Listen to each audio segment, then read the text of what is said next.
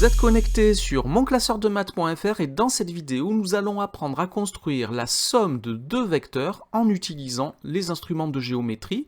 J'ai déjà expliqué comment faire sur une feuille quadrillée, mais cette fois, nous n'avons pas de quadrillage. Nous allons devoir utiliser des instruments de géométrie, une règle, une équerre et un compas. Alors, je veux donc tracer le représentant d'origine A de la somme des vecteurs U et V.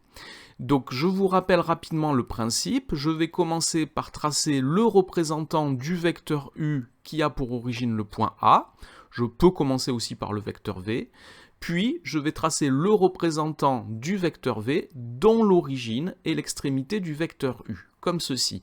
En effet, si je nomme les extrémités des vecteurs U et V que j'ai ainsi tracés, B et C, j'obtiens que le vecteur AB est un représentant du vecteur U, le vecteur BC est un représentant du vecteur V, et la relation de Chasles nous dit que pour 3 points A, B et C du plan, la somme des vecteurs AB et du vecteur BC est égale au vecteur AC.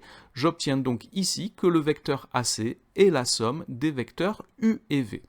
Donc je dois déplacer les vecteurs U et V, je dois tracer des représentants de ces deux vecteurs, le premier d'origine le point A et le deuxième d'origine l'extrémité du premier vecteur que j'aurais représenté.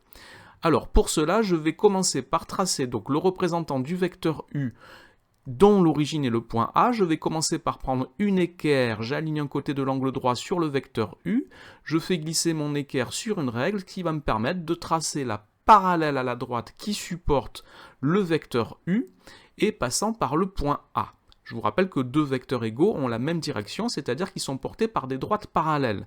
Ils ont aussi la même norme, donc je mesure la norme du vecteur U avec un compas, je reporte cette norme à partir du point A en faisant attention d'être dans le même sens.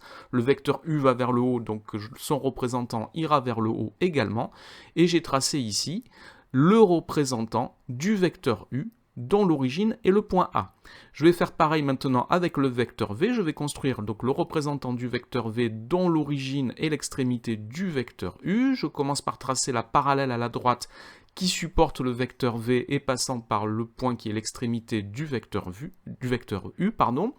Donc j'utilise une règle et une équerre, je peux tracer ici ma droite parallèle comme ceci, et ensuite je mesure avec un compas la norme du vecteur V que je reporte à l'origine du vecteur que je suis en train de tracer, comme ceci, et j'obtiens donc l'extrémité du vecteur V que je peux maintenant tracer, et maintenant je peux tracer la somme de ces deux vecteurs, donc comme ceci, et j'obtiens le représentant du vecteur somme de la somme U plus V dont l'origine est le point A.